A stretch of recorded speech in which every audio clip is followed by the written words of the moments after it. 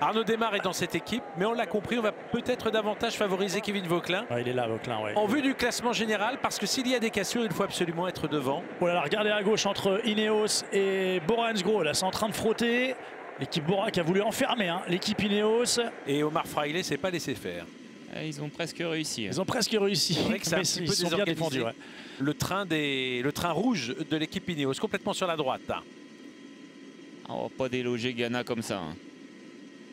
Attention quand même là, si ça se rabat, là on voit, c'est l'avantage pour l'instant et aux équipes qui sont au centre de la route. On a un petit peu d'avance.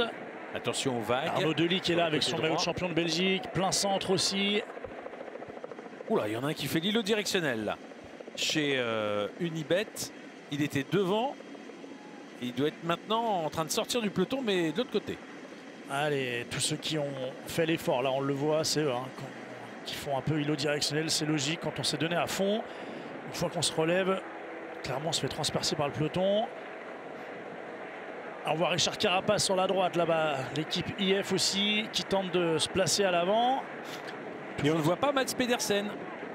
On ne voit pas la Lidl Trek même, tout On ne simplement. voit pas la Lidl Trek, vous avez raison. On a vu Mads Pedersen tout à l'heure à l'arrière de ce peloton. Arnaud Delis vient de se replacer côté gauche grâce à la présence d'un équipier devant lui. Arnaud Delis, ça va bien pour lui. Et ça va vite. Ah, on va tourner. Ils vont tourner une première fois. Attention, oh là, le motard là. Ah bah là, oui, on s'est fait piéger. Et chez Unibet, on vire en tête pour les deux premiers coureurs. Allez, maintenant, plus d'1 kilomètre de ligne droite et après, ce sera le virage gauche et ce sera le début de l'ascension. Pour les trois premiers coureurs, côté Unibet, puisque le sprinter de cette équipe, Lucas Kubis, porte un maillot différent, mais il est bien là dans la route de ses deux équipiers.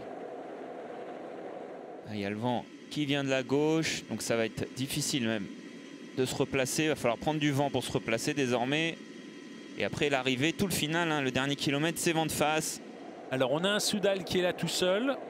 Dans la roue des Unibet, il s'est retourné peut-être pour chercher ses coéquipiers. On a Vandenberg aussi pour l'équipe IF là qui est bien placée en 5-6e position. L'équipe Decathlon H2R la mondiale là sur la droite de l'écran qui est en train de faire l'effort. Attention à ces vagues. IF plein centre pour Marine Vandenberg. Allez, flamme rouge. La flamme rouge. Allez, dans 300 mètres ça tourne. On voit quand même que les trains ont du mal à rester. Oh là là, attention Arnaud Delis qui est venu frotter avec un coureur de l'équipe Lidl Trek. Et maintenant ça monte jusqu'à la ligne d'arrivée. Arnaud Delis il est bien. Arnaud Delis en 4e position. Arnaud Delis. Aux côtés de Marine Vandenberg. Dans la roue de Lucas Kubis. Non, il recule un tout petit peu maintenant. Mads Pedersen il est là il me semble. Il me semble que c'est lui là dans la roue d'Arnaud Delis. Mads Pedersen que l'on a vu se frotter avec Arnaud Delis tout à l'heure. C'était ce coureur. Peut-être pas. Mads, ça.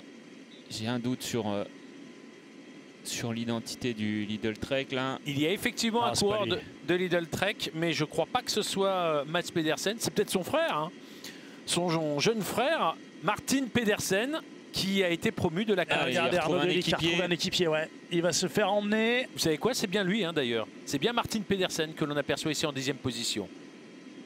Allez, attention. On va peut-être avoir une...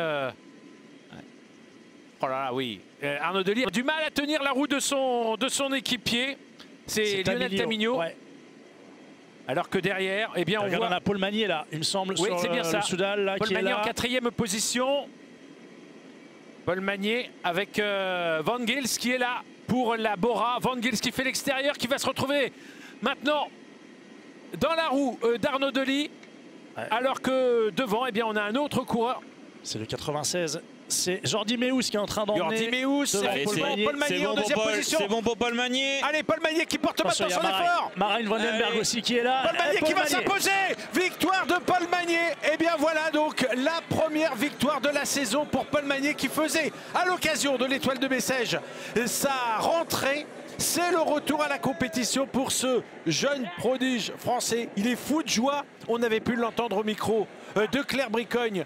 En début d'étape, il savait que cette étape pouvait parfaitement lui convenir. Il était en confiance, il avait confiance en son équipe. Félicité à l'instant par Maxime Van Dries de l'équipe Red Bull Bora. Paul Magnier s'impose et va prendre donc le maillot de leader à l'issue de cette première étape de l'Étoile de Bessèges. La plus grande offre de sport accessible à tous, disponible sur le site L'Équipe dans l'espace TV.